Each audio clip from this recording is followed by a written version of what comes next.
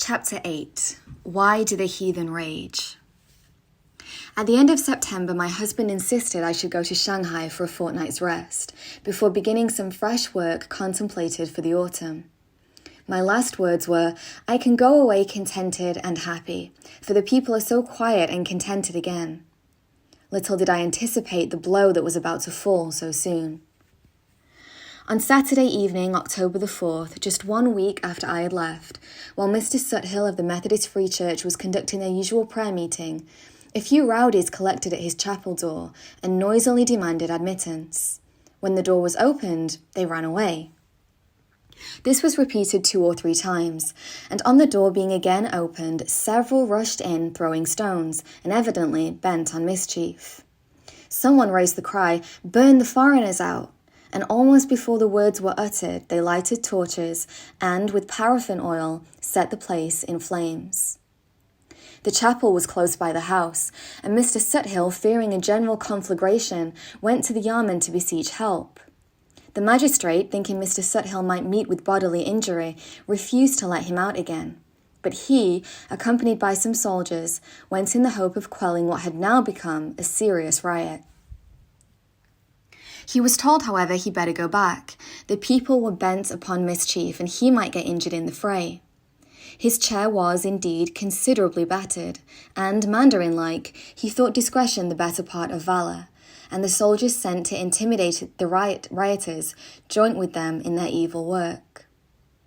When Mr. Suthill's house, chapel, and all he possessed were in ruins, they made for the Roman Catholic premises. The poor priest had a hard time of it. Frightened almost out of his senses, he lay hid for 3 days in the firewood house of a friendly neighbour, and was at last disguised as a Chinese coolie and taken to the yarman. The destruction there was thorough. The mob now seemed like tigers who had tasted blood and determined to make a clean sweep of everything belonging to the hated foreigners. From the Roman Catholic place, they went to Mr. Jackson's, of our own mission, and when they reached our chapel, only 3 minutes' walk from the house, Mr. Stott felt it was time to seek a place of safety. Dr. McGowan of the Chinese Customs had, at great personal risk, come to Mr. Stott's help. They collected our 16 school girls, the younger of whom had to be taken from their beds, servants, and all others within our gates, in order to seek shelter in the magistrate's yarman. As they went back out the gate, the first contingent of the rioters burst in at the front, and in a few moments were in possession of the place. Happily the yarman was near, or it might have fared badly with them, for they were freely pelted with stones, one of which struck Mr. Stott's pith helmet a heavy blow, which made his hat roll to the ground, and caused him to run the gauntlet bareheaded. A moment after, Dr. McGowan staggered under the blow of another, and the frightened school children who were clinging to his coattails were scattered here and there. When they reached the yarman, several of the girls were missing. Our cook, an active, earnest man, went out in search of them, but it was the next day before the family was complete. 2 or 3 of them had to spend the night in a temple courtyard, scarcely daring to breathe, lest their hiding place should be discovered.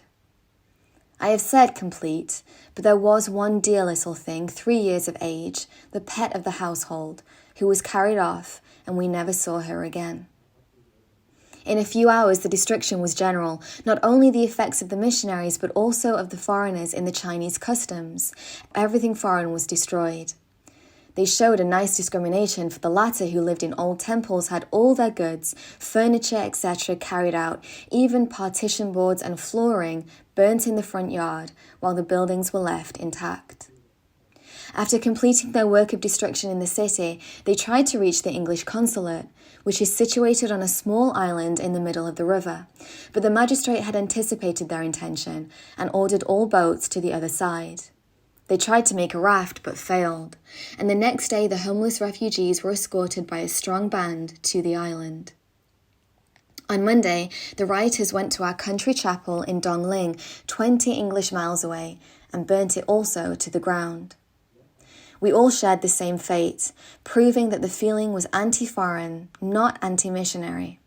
The officials acted with creditable promptness in paying the indemnity demanded by the consul, and in 6 weeks from the date of the riot, Mr. Stott was able to return and began rebuilding, leaving our school children in the kind care of Dr. and Mrs. Lord of Ningbo, who most unselfishly received them into their school, although it was at the time quite full, and kept them under the care of their own matron. It was an anxious time. The war had upset our steamer communication, and Ningbo was blockaded. For 3 months we were without letters, and heard vague rumours of the bombardment of Ningbo and flight of the foreigners there, which happily proved untrue, while they, poor things, suffered also through false reports concerning us. But in all this, the Lord kept our hearts resting upon himself.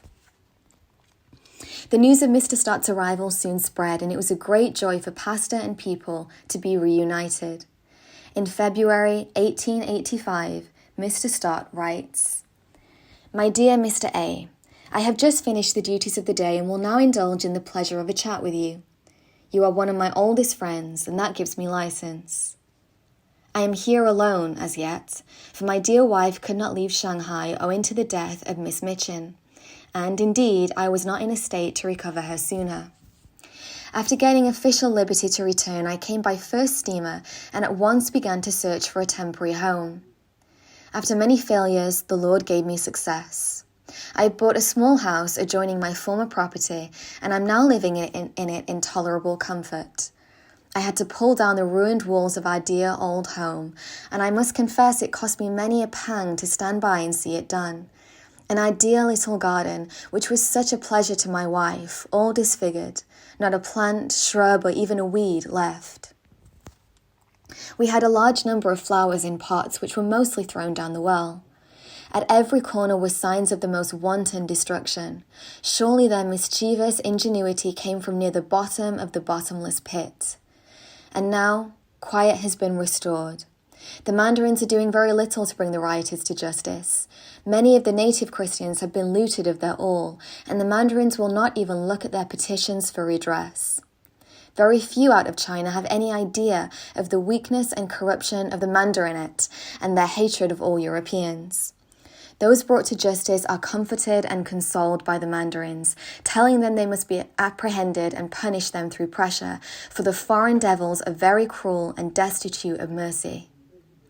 I am now rebuilding the girls' school. It will be finished next month, also the chapel at Dongling. Our own house is some distance on, but the city chapel still lies in abeyance. Hitherto the Lord has helped me, and I do need his help, for I am poor and needy. The British consul has entered into the case with much spirit, and has done for everyone as well as he could. 2 installments of the indemnity have been paid, and another is almost due. I am glad to say that I have found nearly all the Christians have stood firm, only one having gone back. He seems to have lacked stamina to endure the long strain they were all exposed to after I left for Ningbo. And as I was over a month absent, it was a testing time for them all, for the worst was over before I could return. Others have got a new start and are bolder in the faith than formerly, and some new converts have been drawn out. So on the whole, I do not think that we have lost much, and may be all the better for this searching. This is a story that we wanted to bring to you, not because it was dense with theology or that it was a literary masterpiece like other parts of this book are. This was just a basic story from 150 years ago, from the daily life of a missionary.